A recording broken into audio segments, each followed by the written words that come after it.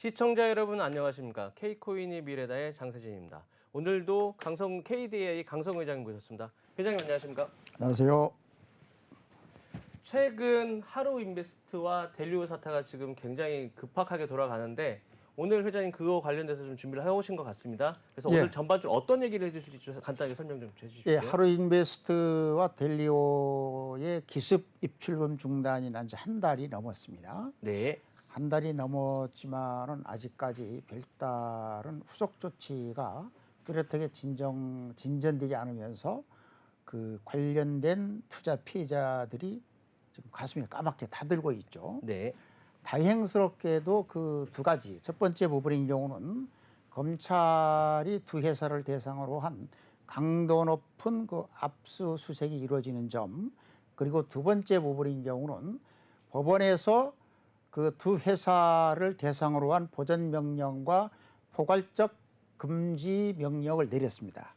그걸 통해서 그 당장 갖고 있는 자산들을 그 하루인베스트나 델리오가 마음대로 처분하지 못하도록 함으로 해서 다소나마 나중에 그 법원 판결에 따라서 그 투자 피해자들이 보전을 받을 수 있는 방안이 열렸다, 그렇습니다. 자, 그 시청자 여러분의 좀 편의를 위해서 지금 하루인베스트와 델리오가 어떤 상황으로 지금 시계열상으로 여기까지 왔는지 좀 간략하게 설명 좀 부탁드리겠습니다. 예. 우선은 거기 좀 화면을 좀 올려주시죠.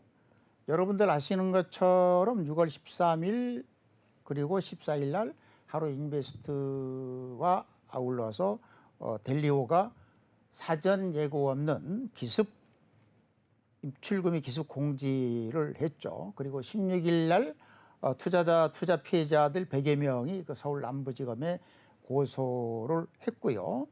이어서 그 6월 29일 날 법원에서는 델리오를 대상으로 한 그 보전 명령과 함께 포괄적 금지 명령을 현재 내려 있고, 그리고 7월 3일 금융정보분석원이 델리오에 대한 검사를 해서 이미 끝난 것으로 알고 있습니다. 뿐만 아니라 7월 13, 14 그리고 18일 날 그 검찰이 하루인베스트 그리고 비엔에스 홀딩스뿐만 아니라 델리오를 대상으로 한 강도 높은 압수수색을 했고, 그리고 20날 어저께죠. 델리오에 대한 1차 신문 그리고 그 하루인베스트에 대해서도 보전 명령과 함께 포괄적 금지 명령을 내렸는데, 델리오인 경우에는 8월 31일까지 손실 규모를 구체적으로 밝히도록 어저께 그 법원 1차 신문을 통해서 결정이 되면서 조금 진전이 되고 있다, 그렇습니다. 자, 이러다 보니 그 피해를 입은 투자자들이 집단 소송을 현재 진행 중에 있는데 하루인베스트와 델리오에 있는 그 투자 피해자들의 그 소송의 주요 쟁점들이 어떻게 된 상황인가요? 지난 16일 날 그 LKB 법무부를 통해서 서울남부지검에 고소를 했는데, 핵심적인 그 법적 조항을 따진다면은 특정경제범죄가중처벌법상의 사기, 횡령, 배임 등으로 했는데, 핵심은 뭐냐면 고객의 가상자산을 예치를 받아서 무위험, 무오류의 방식을 통해서 자산을 불려주겠다고 기망을 했다. 하지만 그리고 아울러서 그 위험한 운영 방법을 숨겼으며 고객이 승낙할 가능성이 없는 위험한 선물이나 옵션 거래를 위탁을 했다. 그래서 그 결과적으로는 고객들에게 자산을 돌려줄 수 없게 됐다는 핵심적인 것은 사기로 고소를 했고요. 뿐만 아니라 자본시장법에 의한 미인가 금융투자업으로까지도 현재 고소가 되어 있는 상황이고, 아까 말씀드렸었던 것처럼 델리오와 하루인베스트를 대상으로 한 그 기업회생도 신청한 상태입니다.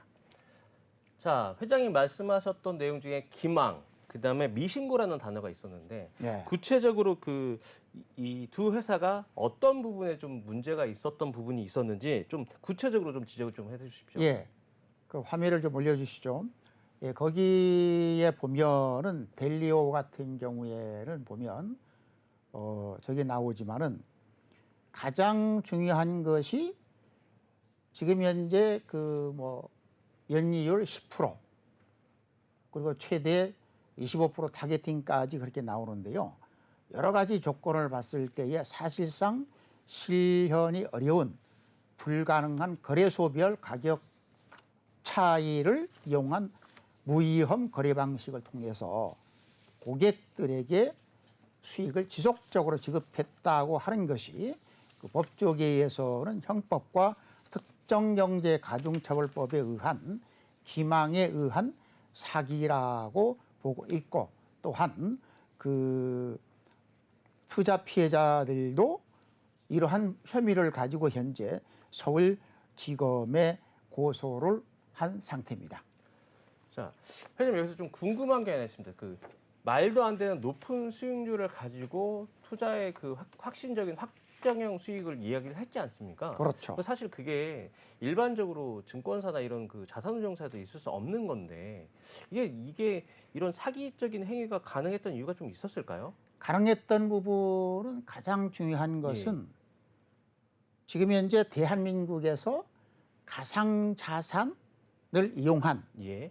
예치, 랜딩, 스테이킹에 대해서 법적으로 인가를 한다든지 관리 감독을 하지 않고 있는 관리 감독 사각지대에 있기 때문에 그렇습니다. 아하, 그러니까 결정적으로 현재 중간 회색지대에 있다 보니 이게 법적으로 지금 관리가 안 되는 상황을 그렇죠. 교묘하게 델리오나 하루가 그렇게 지금- 했기 때문에 네네. 델리오나 하루인베스트는 네.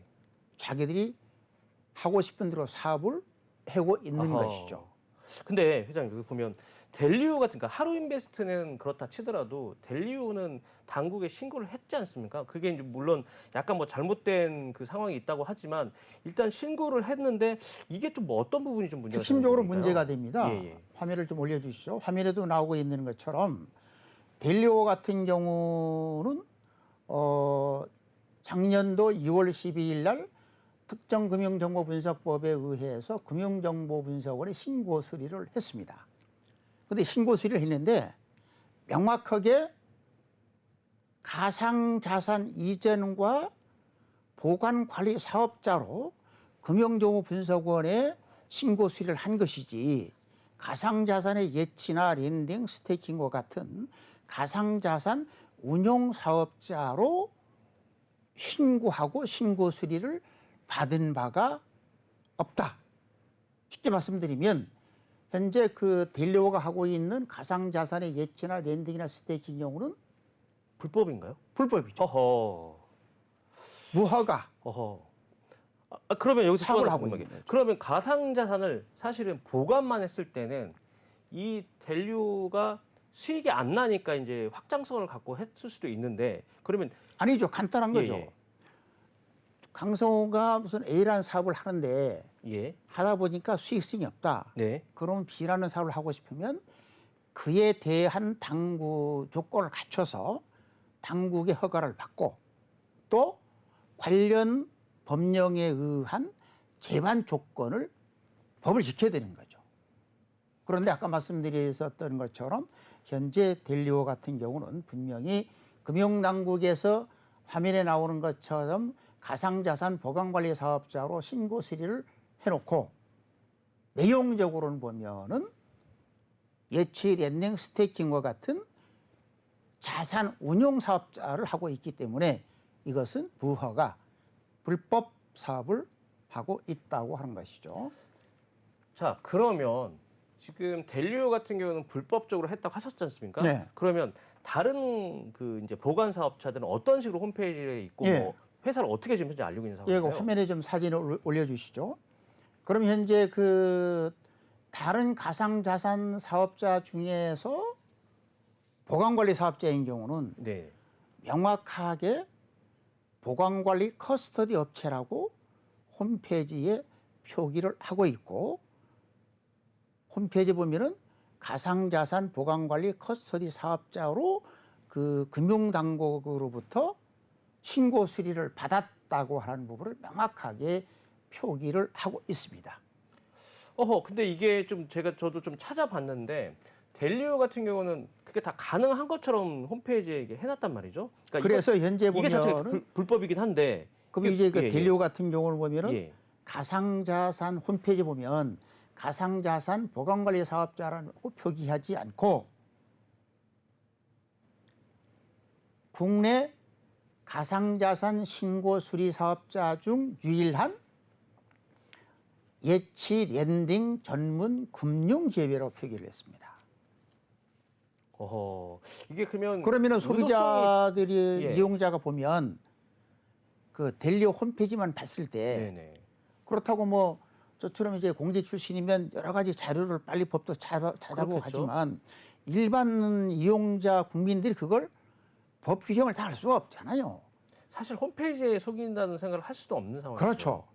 그리고 이게 국내 1, 2위를 다투는 그 가상자산 운용 사업자인 만큼 상당한 대부분의 이용자들이 델리오 홈페이지 것을 믿었을 것으로 추정할 수가 있죠. 그러니까 일단 가상자산을 운용하는 그 델리오가 지금 업계 1위를 다 거의 뭐 1위로 그렇죠. 많이 하고 있는 상황에서 1위가 당국의 신고 수리를 받은 상태에서 또 홈페이지까지 올리니 일반적인 투자자들은 신고 수리를 네, 가상자산 운용 사업자로 신고 수리를 그렇죠. 받지 않았는데 그렇죠. 이게 보관관리 사업자로 당국의 신고 수리를 받았는데 마치 예치 랜딩 전문 금융기업으로 당국에서 가상자산 사업자로 신고 수리를 받은 것처럼 홈페이지에 게재를 함으로 인해서 예를 들어서 강성호라도 델리오가 가보니까 아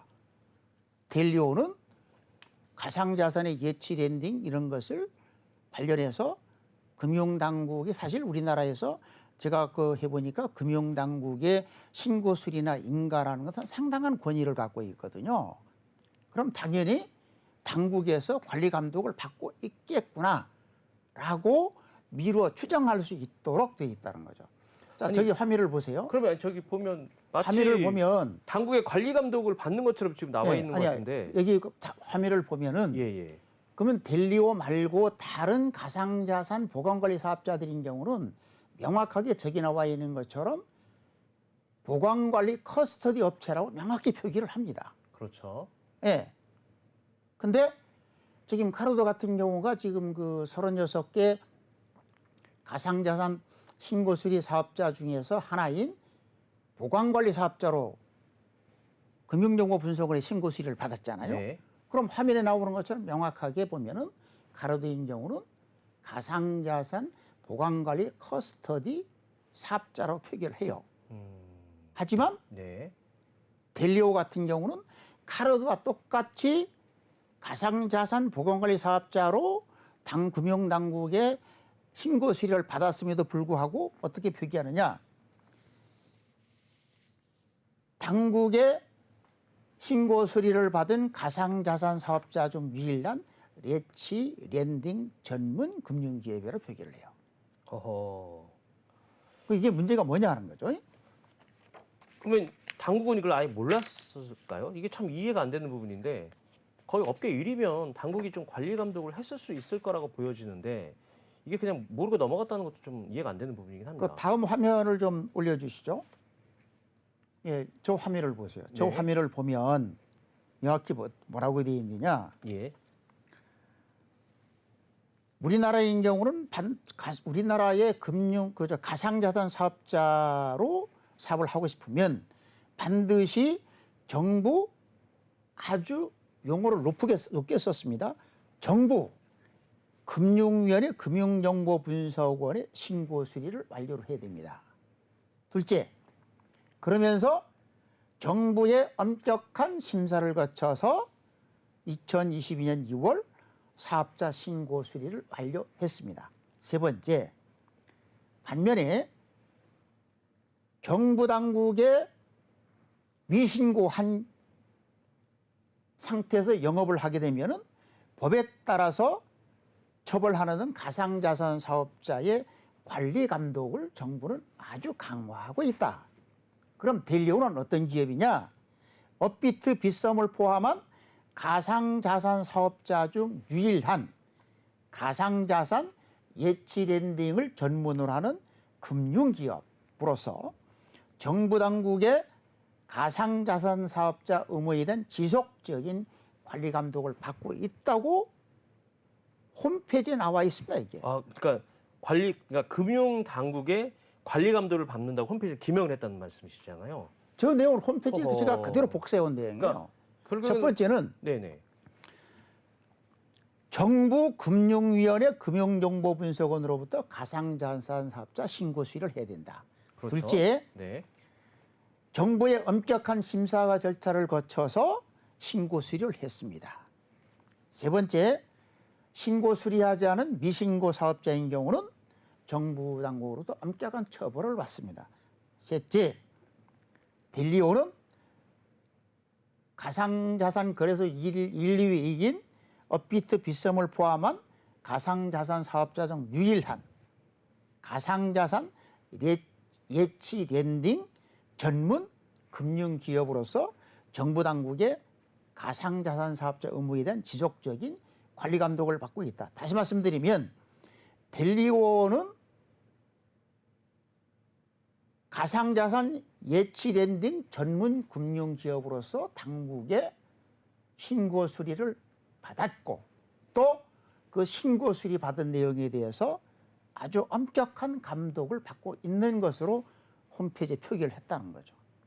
그럼 다수의 일반적인 투자자들이 그걸 보면 아, 델리오는 예. 정부 금융위원회 금융정보분석원으로부터 엄격한 조건을 구비해서 신고해가지고 예. 신고 수리를 받았다. 그렇죠. 그리고 두 번째는 신고 수리 받은 내용도 가상자산 예치 랜딩 금융기업으로서. 어허.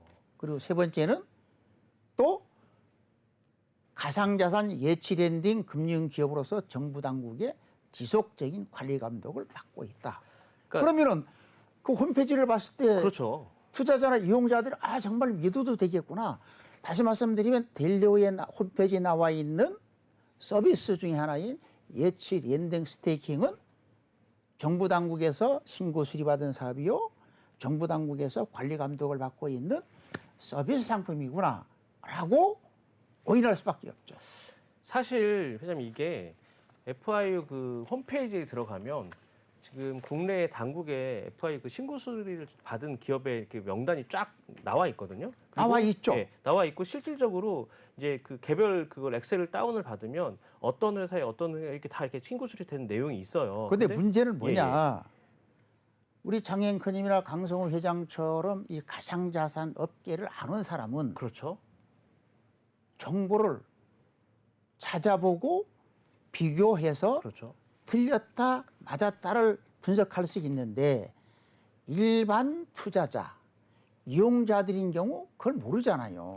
사실 회장님 저도 알고 있었지만 저도 이제 그 가끔씩 이렇게 쭉 이렇게 보는데 저도 당연히 그 신고 수리를 받은 내용으로 홈페이지에 있을 거라고 생각하지 그렇죠. 그 범위 밖에 있는 걸 저는 감히 쓸 수 있을까? 그것도 업계 아니 일위를 하는 회사가? 일반적으로 봤을 때에 국내 1위에 있는 네, 가상자산 운용 사업자 1번 타이틀이요. 그렇죠. 그리고 홈페이지에 나와 있는 거 보면은 엄격한 어허. 조건에 의해서 신고 수리를 했다.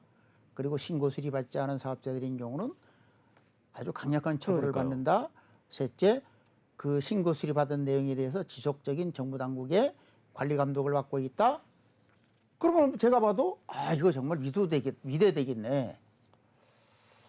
아주 정말 교묘하게 문구를 만들어서 제3자들, 소비자나 투자자들 오도하고 있죠. 자, 이게 이해가 안 되는 부분인데 이게 이렇게 하는 것조차도 표시광고법 위반이 제가 알고 그러고 그게 위반으로 알고 있는데 어떻게 되는 상황입니까? 예, 그리고 하나 더 말씀을 드리면 첫 번째는 아까 제가 설명했던 부분은 이제 그 홈페이지 메인 화면이 나온 거고요. 그렇죠. 그 다음에 보면은 그 델리오의 서비스 예치 랜딩 상품 소개란에 보면은 여기도 국내 1위 크립토 파이낸스 기업이라 표기를 해요. 아, 크립토 파이낸스. 메인 화면에는 참 가상자산 사업자 중 유일한 가상자산 예치 랜딩 전문 기업, 그것도 전문 금융 기업. 좋은 말은 다 많이 썼네요. 그리고 두 번째는 예치 랜딩 그 상품 소개란에 보면은 국내에서 국내 가상자산 사업자 신고 수리 완료 기업 중 국내 1위 크립토 파이낸스 기업이다. 어허. 그럼 이게 뭐 저도 저 같은 저라도 믿을 믿을 것 수밖에 같습니다. 없잖아요. 예, 진짜 그랬을 것 같아요. 그러면은 이 부분인 경우에 법적인 부분을 이제 제가 점검을 네네. 해봤는데 가장 첫 번째 부분인 경우에는 당장 드러날 수 있는 것이 표시광고법 위반입니다. 그럼 표시광고법 제3조에 보면 거짓 과장 표시광고, 기만 표시광고, 부당 비교 표시광고, 비방 표시광고인데 1번, 2번이죠. 네네. 거짓 광고, 기만 표시광고. 이것은 명확하게 그 표시광고법 제3조 부당한 표시광고 행위의 금지에 해당한다라고 하는 것이죠. 화면에 나온 것처럼 1번, 2번에 정확하게 해당된다고 하는 것이죠. 만약에 저 광고를 통해서 투자자들을 모집을 했고 네. 그것도 아까 말씀하신 대로 그 범위 밖에 있는 것들 행위를 했지 않습니까? 그렇죠. 그러면 이게 결국에는 사기 아닌가요? 제가 이걸 좀 법적으로 좀 헷갈리긴 한데 예, 사기죄 두 가지 같은데. 부분을 그러면은 그 첫 번째 부분인 경우에는 그 화면을 좀 올려주시죠. 표시광고법을 위반했을 때 어떤 처벌이 있는가라고 그런 거죠. 네. 그러면 그 표시광고법 그 구조에 의해서 공정위는 그 조사를 해가지고 과징금을 부과할 수 있는 권한이 있습니다. 그리고 이제 그 델리오 투자 피해자들은 이 부분을 좀 꼭 들어주시고 메모를 할 필요가 있습니다.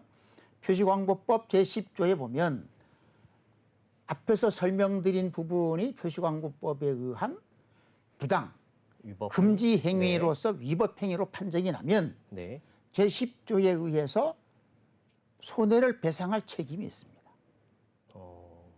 그럼 지금까지는 대다수가 보면 형법과 특정경제가중처벌법에 의한 사기, 예. 이 죄만 다르거든요.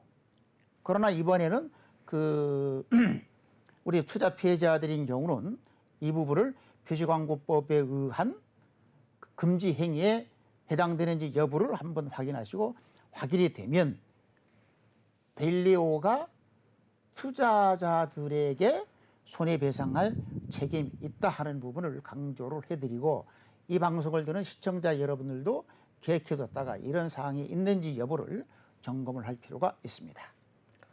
자, 원래 이게 델리오 자체가 예전에 이제 그 자본시장법에서는 가상자산 금융투자 미사업자 미인가 그걸 하나 더 사업자 말씀드리면 예. 첫 번째 부분 아까 제가 말씀드렸던 것은 표시광고법의 처벌이고요. 처벌. 그리고 두 번째 부분인 경우에는 지금 사실관계는 뭡니까? 금융정보분석원으로부터 가상자산 보관관리 사업자로 신고 수리했잖아요. 그렇죠. 그러나 홈페이지는 어떻게 됐습니까? 가상자산 예치 랜딩 전문 금융기업으로 신고 수리한 것처럼 모든 자료가 등록이 됐단 말이죠. 그렇죠. 그러면 기망, 거짓에 의한 사기죄에 해당 가능성도 있다. 이 부분인 경우도 투자 피해자들인 경우는 그 해당 관련 법무법인과 적극적인 검토를 해서 표시광고법 위반 행위가 그 형법과 특정경제가중처벌법에 의한 사기죄에 해당되지 않는지 여부도 아주 면밀하게 검토를 할 필요가 있고 또 이거 추가 고소를 하거나 아니면은 재판 과정에서 적극적으로 이 부분을 제시할 필요가 있습니다. 그러니까 제가 또 궁금했던 건 이게 미인가 금융투자 사업자라고 지금 좀 업계에서 좀 얘기가 돌고 있는데 이건 그러니까 어떤 식으로 또 해석을 해야 될까요? 그러면은 이제 첫 번째 부분인 경우는 말이죠.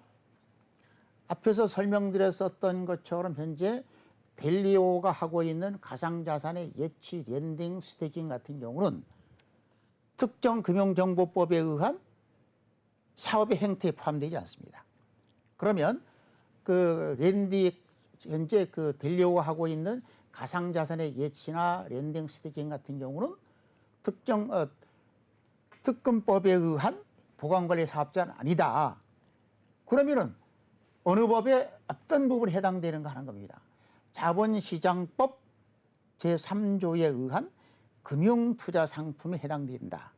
그리고 금융투자 상품에 해당되면 자동적으로 자본시장법에 의한 자산운용업, 금융투자업 인가를 받지 않은 무허가 사업자다라고. 아하.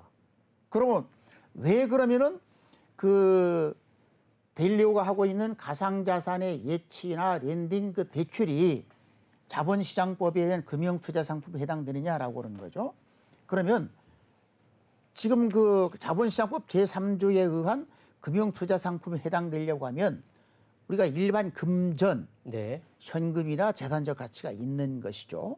그리고 두 번째는 그 밖에 재산적 가치가 있는 것이라고 해서 아주 그 대상을 포괄적으로 규정을 했습니다.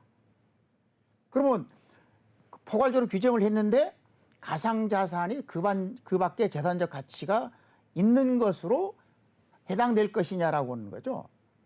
여러분들 아시는 것처럼 대법원에서는 비트코인을 비롯해서 그 가상자산을 이미 재산적 가치가 있는 것으로 수차 판결을 했습니다. 그렇죠. 요새 분위기가 좀 그런 분위기 많습니다. 아니 이미 법에서 네네. 판결했어요. 예. 한 3번인가 판결을 네네, 했죠. 맞습니다. 네. 그리고 두 번째는 특정금융정보법과 내년 7월부터 시행하고 있는 가상자산 이용자 보호법에서 보면은 가상자산은 경제적 가치가 있는 것으로 이미 법에서 규정을 했습니다. 그리고 세 번째 보면 검찰이나 경찰이 우리가 지금 그 테라루나 사건 때에서 여러 번 다뤘지만 추징 보전 대상 재산 중 하나로 코인을 그 동결 대상으로 포함시켜서 하고 있잖아요. 그렇죠. 그리고 세 번째는 세무당국에서 체납 세금 징수 대상으로 이미 코인을 포함시켰거든요. 그럼 대한민국에서는 현재 실질적인 법원의 판결, 법적 근거 여러 가지 행태를 봤을 때 당연히 그 밖의 재산적 가치에 대상되는 것 중에 하나로 코인도 포함된다라고 하는 거죠. 그러면 실질적으로 하나 또 말씀드리면 여기 보면 그 지난 6월 16일 날 델리오와 하루인베스트를 고소하게 된 LKB 그 법무법인의 그 이정엽 대표도 뭐라고 발언을 했느냐면 델리오의 가상자산 예치나 렌딩은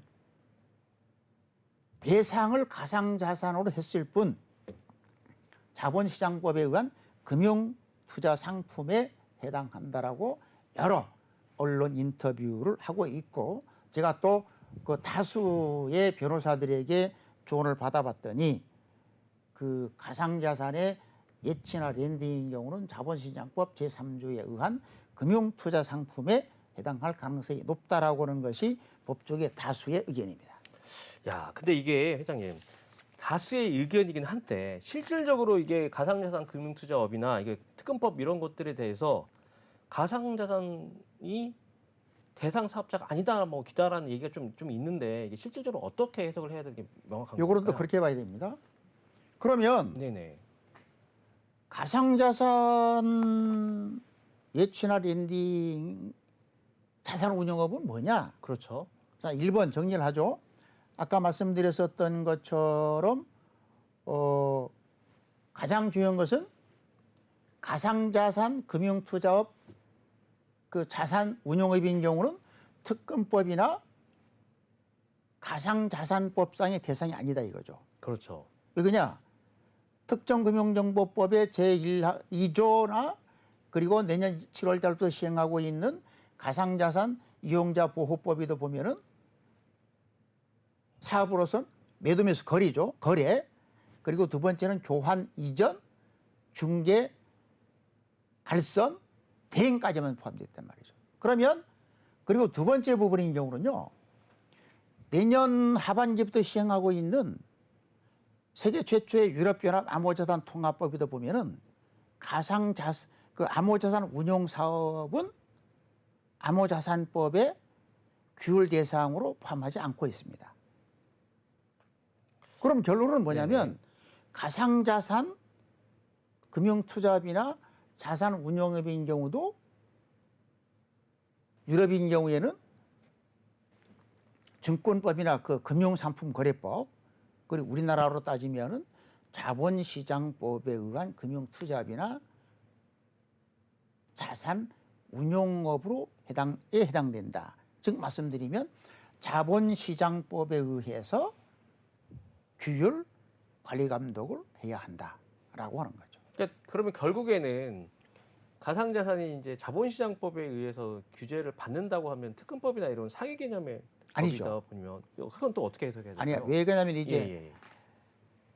아까 말씀드린 것처럼 그 특정금융정보법이나 내년 7월 달부터 시행하는 가상자산 이용자 법에는 자산 운용업은 해당이 아니다. 그럼 예를 들어서 이제 가상자산 운용업이 잠깐 말씀드리면 해당이 아니다가 아니라 없지 않나요? 그게? 없죠.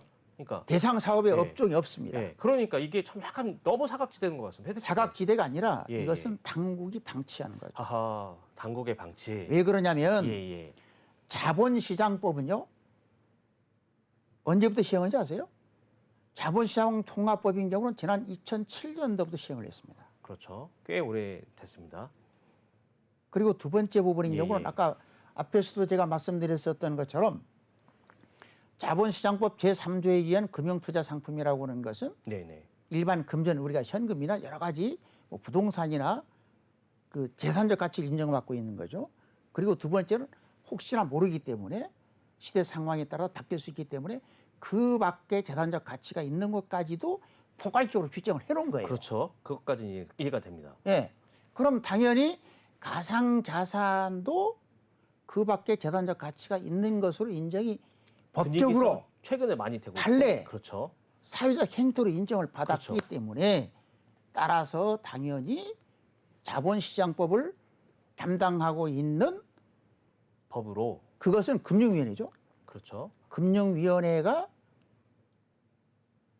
규율을 인하가를 줘야 된다는 거죠. 근데 하고 있지 않다. 그러니까 그러면 생각을 해보세요. 예. 2019년도에 발의가 돼서 최종 그 의회를 통과하고 그 회원국들 간의 동의를 받은 세계 최초의 암호자산 통합법에도 왜 암호자산 자산 운용업을 포함시키지 않았을까요? 그럼 만약의 경우에 예. 가상자산법이나 암호자산법에 자산 운용업을 포함시키게 되면 자본시장법이나 금융상품거래법에 의한 자산 운용업 관련 규정이 엄청 많습니다. 그렇겠죠. 그럼 너무 복잡해지는 거예요, 이게. 그래서 여러 가지 법리적 검토를 한 결과 2019년도에 발의된 세계 최초의 암호자산 통합법인 유럽연합의 그 미카법에도 암호자산 운용업, 투자업은 포함시키지 않은 겁니다. 그럼 결론은 뭐냐? 네네.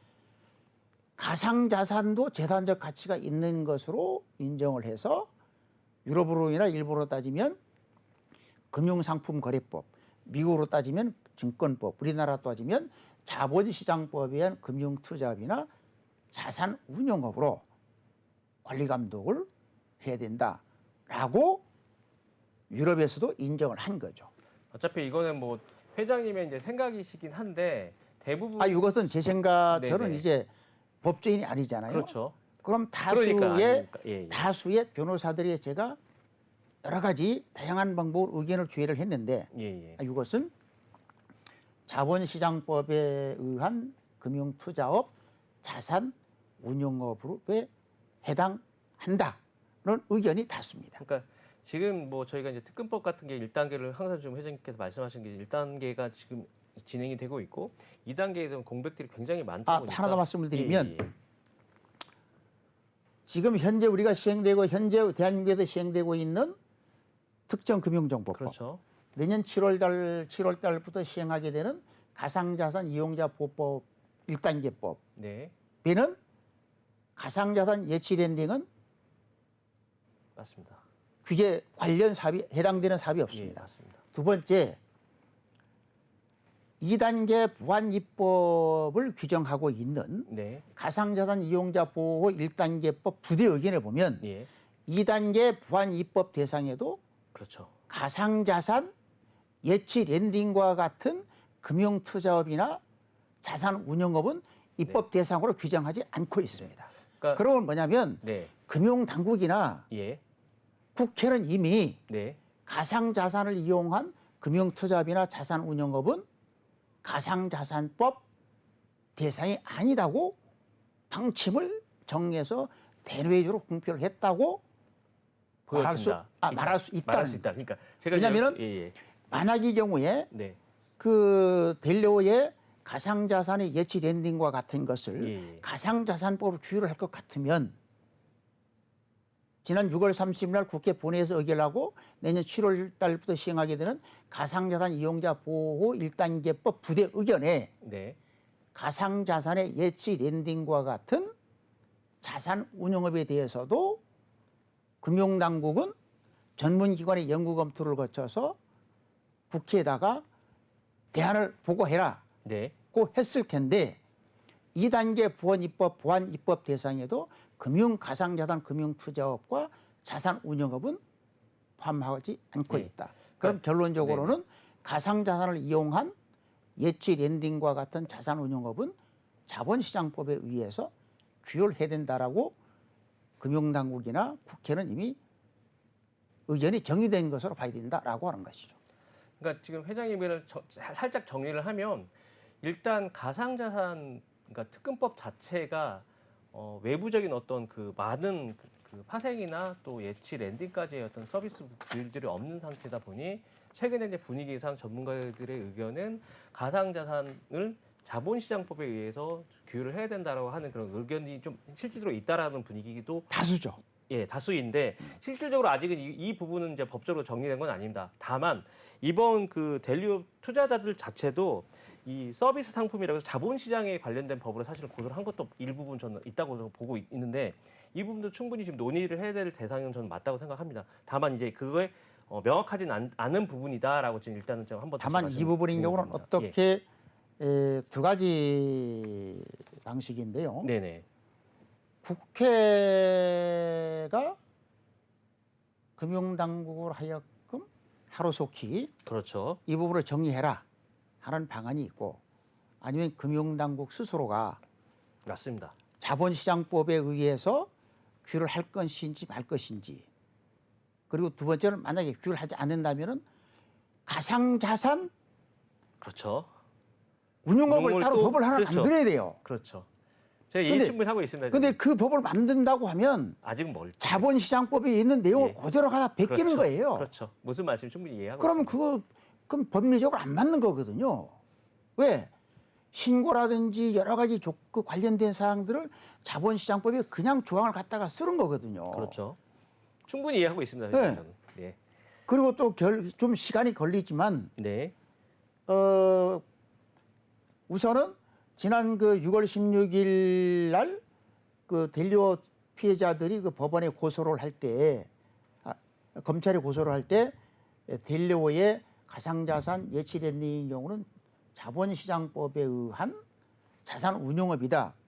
따라서 이것은 미인가 무허가 사업이라고 고소를 했기 때문에 검찰에서 법원에 기소를 할 때 1차적으로 법적 개념이 정리가 될 것이고요. 그리고 두 번째는 이건 너무나 많은 시간이 걸리는데 법원에서 우선 1심 선고할 때 가상자산 예치 랜딩을 자본시장법에 의한 금융투자업 아니면은 자산운용으로 볼 것이 판결이 나겠죠. 근데 그 전에 그러면 그 법원의 판결이 나려고 하면은 우선 검찰이 수사를 해서 법원에 기소를 해야 되고 또 두 번째는 재판을 하다 보면 그게 최소 앞으로 한 1년 반 이상 걸리잖아요. 그렇죠. 좀 오래 가야죠. 그러면 그 사이에 지금 가상자산 그 금융투자업자나 아니면은 그 운용업자가 델리오나 하루 인베스트만 있는 게 아니잖아요. 똑같은 사고도 발생할 수 있는 그렇죠. 상황이 있습니다. 따라서 그 하루속히 금융당국과 국회 이해정치권은 이 부분을 명확하게 하루속히 정리할 필요가 있다. 그렇죠. 왜 그러냐? 아니 지금 금융당국이나 이해정치권이 매일 하는 게 뭡니까? 민생, 국민들의 힘든 부분을 빨리 찾아내서 해소해 주겠다고 하는 민생을 주장하잖아요. 그렇죠. 바로 이런 것들이 정말 국민들이 보고 있는 다급한 민생이다. 따라서 이 부분인 경우는 우선은 그 금융당국이나 여야 정치권 국회가 특히 국회 같은 경우에 정쟁에만 매몰될 것이 아니라 이런 국민들의 가슴 아픈 부분을 하루속히 정리해 주실 것을 간곡하게 촉구합니다. 그러니까 이 내용은 회장님의 강력한 의지이자 뭐 저도 동의를 하는 바지만 아직은 이제 그렇게 명확하게 정리되지 않았기 때문에 정리가 지속적으로 회장님이 예, 주장하시는 바를 저는 다시 한번 짚는 부분이고 자 어찌됐든 가장 이 델리오나 하루 사태가 그 빨리 진행되기 위해서는 아까 자본시장법으로 그 규제를 하면 그 조금 속도가 빨라질 수 있는데 뭐 지금 그 부분이 좀 어려운 상황이다 보니까 회장님께서 계속 그런 주장을 하시는 거고 자 회장님 주장을 제가 좀 따라서 만약에 자본시장법에 의해서 델리오가 판결을 받게 된다면 어떤 처벌을 받을 수 있을까요? 예. 자본시장법 제11조에 보면은 무허가 금융투자업, 자산운용업을 하지 못하도록 금지되어 있습니다. 그렇죠. 그럼 첫 번째 부분인 경우는 자본시장법 444조 처벌 규정에 의해서 5년 이하 징역 또는 2억 이하의 벌금이 처해지고요. 그리고 자본시장법 64조에 의해서 손해배상 책임이 있죠. 그건 아까 표시광고법에 의한 손해배상 책임 가능성이 있고 두 번째 부분인 경우는 만약에 델리오의 사업인 그 가상자산 예치 랜딩이 자본시장법에 의한 금융투자업으로 최종 정리가 되면 아까 5년 이하 징역 또는 2억 이하의 벌금뿐만 아니라 손해배상 책임이 있습니다.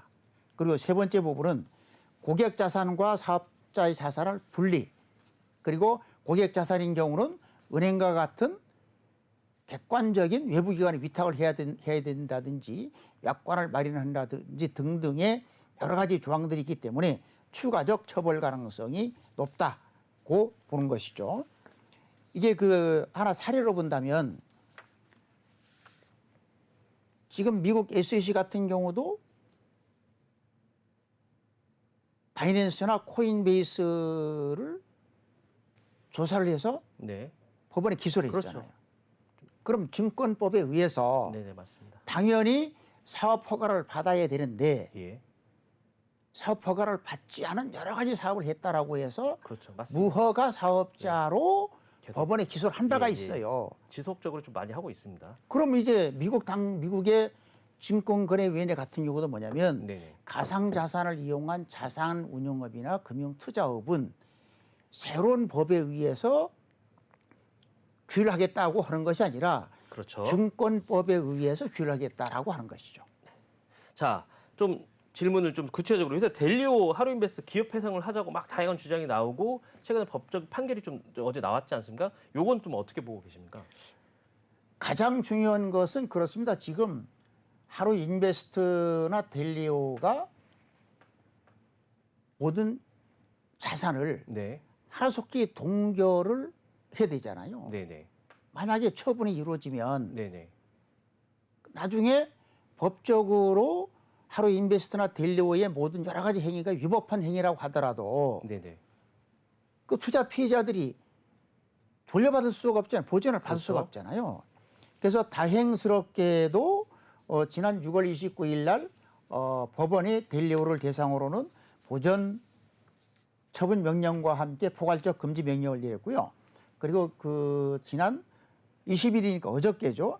어저께 하루인베스트를 대상으로 해서도 보전 명령과 함께 포괄적 금지 명령을 내려서 하루인베스트나 델리오가 갖고 있는 현금이나 코인 토큰 아니면은 여러 가지 관련된 자산들을 임의적으로 처분할 수 없도록 우선은 법원이 조치를 내렸다. 다만 예. 기업 회생 대상으로 결정할지 말지는 우선은 델리오 같은 경우는 8월 31일 날 2차 신문을 해봐야 결과가 나오는데 예. 지금 그 피해자들 간에 서로가 의견이 갈리고 있다. 너무 많이 갈리는 것 같습니다. 예, 반반인 것 같아요. 자 여기서 거의 뭐 마지막 질문일 것 같은데 회장님 입장에서는 지금 뭐 이정업 판사님도 만나시고 저희 이제 델리오가 관련돼서 100분 토론되고 다양한 의견을 냈지 않습니까? 두 회사를 어떻게 하는 게 가장 합리적인 방법으로 개인적인 의견이시기는 생각을 하시죠? 가장 핵심은요. 예. 현재 갖고 있는 자산을 네. 최대한 동결을 해야죠. 일단 동결을 두 회사 시키고. 동결을 해야 예. 나중에 법원 판결이 나고 나면 예. 위법 사항이 증명되기 때문에 그걸 가지고 또 다시 민사소송으로 가야 되잖아요. 그렇죠. 근데 갖고 있는 자산들이 동결이 안 됐을 경우는 네. 아무리 그 나중에 뭐 법원에서 형사적 처벌을 받는다 하더라도 예. 지금 피해자들은 어떻게 해서 최대한 많이 피해를 보전받는 거잖아요. 최소 원금을 좀 받아야 네. 되는 거죠. 이자는 어쩔 수 없다 하더라도. 그 델리오나 하루인베스트가 법적 처벌을 받는 것도 중요하지만 예. 법적 처벌은 위법성을 증명하는 것이고 위법성에 따라서 내가 민사소송에 돌려받을 수 있는 법적 권리가 커지는 거잖아요. 그렇죠. 맞습니다. 그런데 법적 권리가 커졌다고 하더라도 하루나 인베스터가 3심까지 가다 보면 한 3년 걸릴 거 아니에요. 어우, 너무 아니 그 사이에 전부 다 맞습니다. 자산을 처분해버리면 그렇죠. 그냥 그 사람 깜빵 가면 끝이에요. 네네, 맞습니다. 그러면 아까 말씀드렸었던 것처럼 최대한 하루 인베스터나 델리오가 갖고 있는 모든 자산을 동결을 해야 네. 나중에 형사처분이 끝나고 나서 민사소송에서 보전받을 수 있는 최선의 대안이다. 저는 그렇게 보고 있습니다. 자, 그럼 마지막 질문 하나 드리겠습니다. 델리오나 하루인베스트 같은 이런 가상자산 운용업이 있는데 이거 이렇게 사고 어떻게 해야 방치할 수 있다? 뭐 약간 쓴소리 좀 한번 부탁드립니다. 아, 지금 보면은요. 예. 지금 그 가상자산 업계에서는 하루 인베스트 말고 추가적으로 그렇죠. 추가 사고가 날 가능성이 높다. 너무 높습니다. 왜 그렇습니까? 예. 지금 전체 그 코인 업체가 하락장이잖아요. 맞습니다. 이게 불장에서는 그 여러 가지 그 거래소 간의 차익 등등을 통해서 수익을 창출할 수 있지만 지금 수익 창출이 상당히 어렵습니다. 지금 뭐 최근에 뭐 코인마켓 거래소는 뭐 문 닫는다는 얘기도 그렇죠. 너무 많지 않습니까? 그리고 지금 예. 자꾸 우리가 정확히 이거 시청자들이 아셔야 되는데 비트코인이 올랐다고 해서 알트코인, 특히 한국에서 거래되고 있는 김치코인이 오르는 건 아니다라고 하는 거죠. 다시 말씀드리면 상승인 경우는 비트코인을 포함해서 일부